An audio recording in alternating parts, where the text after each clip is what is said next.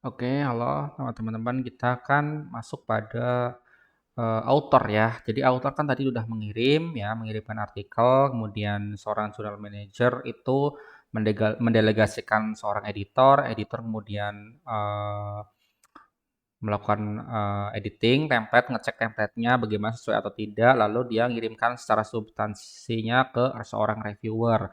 Lalu reviewer juga telah melakukan proses reviewnya, dikirimkan kembali ke editor, dan sekarang editor telah mengirimkan kembali artikel hasil reviewnya ke author. Nah, sekarang kita pada posisi seorang author ya, ternyata autornya tadi sudah direview, udah direview dan diminta untuk dilakukan revisi ya, dilakukan revisi. Ya, dilakukan revisi di sini ya, dilakukan revisi, maka muncul pada antrian artikelnya itu revision have been requested ya. Jadi diminta untuk direvisi ya. Jadi kalau kita klik di sini ya, tadinya submission sudah masuk pada tahap review. Nah, di sini akan muncul nih editor decision ya, decision. Kalau kita klik ternyata harus direvisi.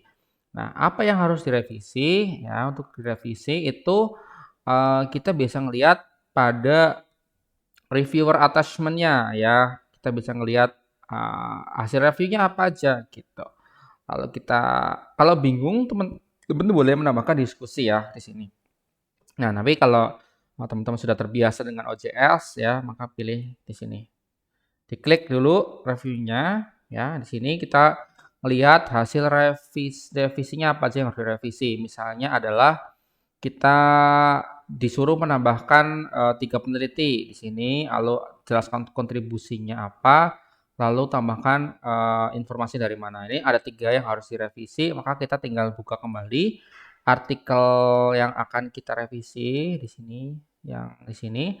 Misalnya kita akan menambahkan ya di sini ya, tambahkan di artikelnya. Nah, ini. Nah, misalnya kita tambahkan nih. Nah, misalnya ya, ini adalah paragraf revisinya. Ya, pokoknya teman-teman memasukkan paragraf. Nah, ini adalah satu paragraf untuk menjawab pertanyaan ya, untuk menjawab pertanyaannya. Ya, nanti akan dicek kembali oleh seorang editor dan tentunya dia ngecek apakah sudah diperbaiki atau belum ya. Udah diperbaiki atau belum artikelnya.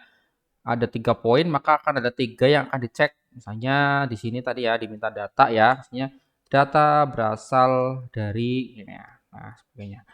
Kalau dirasa sudah oke gitu ya, sudah oke, udah direvisi semua, lalu teman-teman pilih save as. Di sini misalnya revisit. Nah, teman-teman rename dengan kata revisit gitu author ya. Nah, si revisitnya. Lalu kalau udah direvisi ya teman-teman, kembali ke OJS ya, di menu revision ini tinggal upload file ya. Tinggal di-upload file, lalu kita tunggu ya. Nah, ini.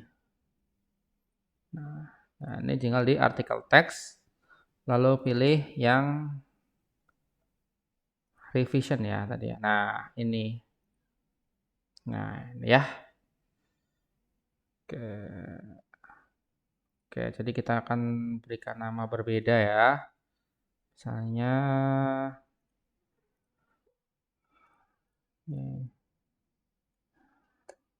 hasil revisi. Oke, hasil revisi.